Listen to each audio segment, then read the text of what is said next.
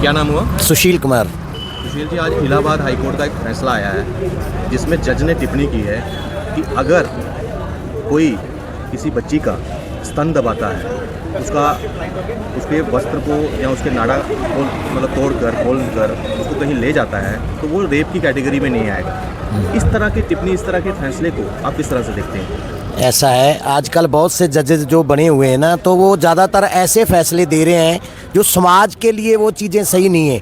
देखो, रेप का जो केस है कि भाई वो रेप की कैटेगरी में नहीं आएगा। भाई वो स्तन उसका दबा रहा है, उसका नाड़ा तोड़ रहा है, तो उससे ज़्यादा वो रेप के लिए ही तो वो कर रहा है ना। तो इन जजों को भी पता नहीं कैसे कैसे, मतलब ये जज जो बन के जाते हैं और ऊपर जाके ये ऐसे फैसले देते हैं, ऐसे लगता है कि समाज में ये लोग विचरे नहीं, समाज के अंदर से निकल करके नहीं गए।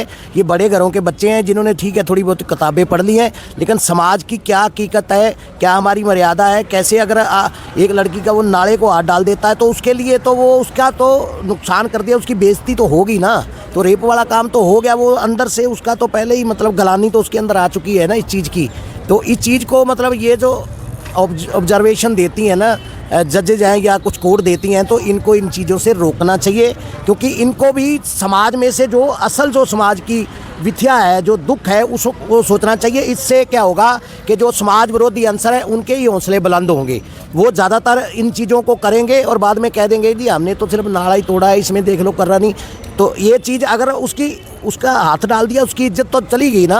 देखिए, जज का कहना था कि ये रेप कैटेगरी भी नहीं आता, मगर जो भी अन्य धाराएं हैं उसमें तो ये मुकदमा बनेगा इसमें। मगर मेरा आपसे प्रश्न है कि क्या नारी या कोई भी बच्ची के ऊपर जब इस तरह का कोई आघात कोई सोचता भी है, भारत देश में जो जिसका कहता है कि नारी हमेशा प्रधान रही है, वहाँ अगर कोई नज़र भी उठाता था तो उसकी आंखें निकाली जाती थी। इस तरह का फैसला आपको लगता नहीं है कि ये समाज में एक गलत संदेश दे? बिल्कुल आप सही कह रहे हैं, ये गलत संदेश ही तो दे रहा है।